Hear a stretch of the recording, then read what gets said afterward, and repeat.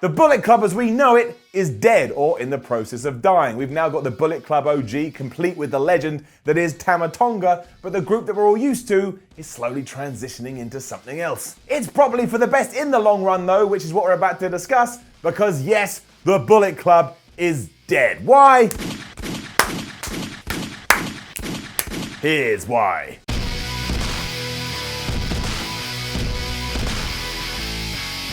In case you don't know, let's focus on the facts to begin. That is basically that Cody Rhodes, Kenny Omega, the Young Bucks, and anybody else you want to throw into this schmoz has announced that the last piece of Bullet Club merchandise they released is indeed the last one they're ever going to release. That's smart anyway, as it makes what could potentially come next even more exciting, but it also means we have to ask the question, what is the deal? Now there is plenty of logic here because New Japan Pro Wrestling own the Bullet Club license, so you have to imagine a lot of the cash that all these guys earn goes to them. Now you can argue this next point as much as you want, but I think in many ways, the Young Bucks, Cody Rhodes, Kenny Omega, the people that we will keep referencing throughout this video, well maybe, just maybe, they're bigger than New Japan at this present moment. People aren't buying the shirts because it's the Bullet Club, they're buying them because they love this group, and they want to support them, they want to give back. In short, they're the draw.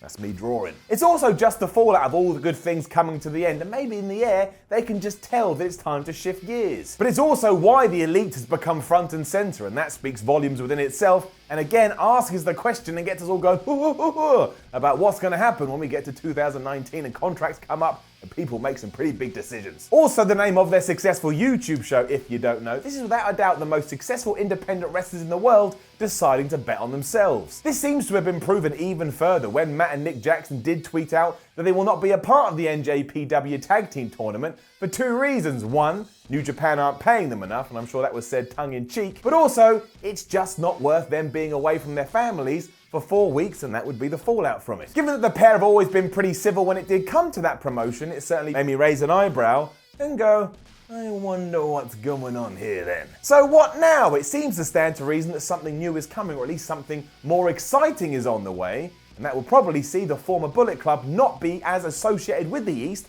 as they have been up till this point. Maybe that's why we're focusing so much on Gado, Jay White, and the Bullet Club OG, because it's time to build new stars, because everyone backstage knows they're about to lose a truckload of people they've built up over the last few years. Now this is just me guessing, and I don't think anybody actually knows what's gonna happen, but if like me, you read the Wrestling Observer and you listen to those podcasts and radio shows, even there's yet more evidence or suggestions that something is about to change. But what does that entail? Are they gonna make the treacherous move and go to WWE? Is it all a ruse and they're actually gonna stay where they are now? This is all part of a bigger storyline.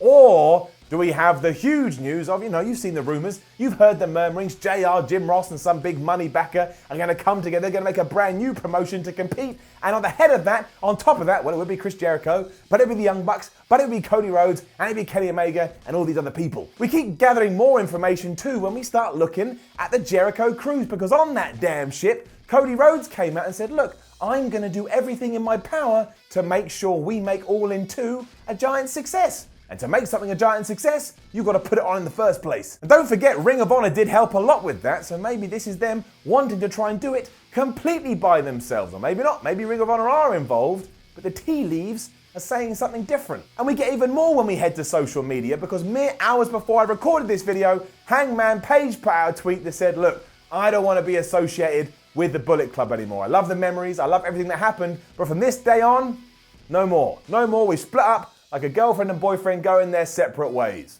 So what does that mean? So in short, the ditching of the Bullet Club seems to be the dawning of a new era for pro wrestling, even if this dawn actually becomes the status quo and a bunch of dudes that probably deserve to be in WWE have the chance to go to WWE. When I say deserve, I just mean from a financial point of view, because they're going to make loads of money there, and they have deserved it, they've earned it, they're amazing. If you are going to do that, you've still got to kill off the Bullet Club. Vince McMahon can't use that as much as he may want. That's why he invented Balor Club. That didn't work very well, did it? Anything can happen in the next few months, though, and that's why I'm really excited about it, and I can't wait to see what they do, even if nothing happens, even if nothing changes. I like the planting of seeds, as you know. I like the anticipation. It's something to talk about. We can have arguments and debates like this. 2 thumbs up from me. Happy Simon Miller face. But let's just enjoy the ride, folks, and whatever they decide to do, let's put our hands together and give them a round of applause. Unless they do something terrible, like maybe, I don't know, they take a dog and they beat it up. We shouldn't applaud that. I mean, they're not going to do that. I don't know why I said that. I regret it instantly. I'm just saying I wouldn't applaud them for everything they do,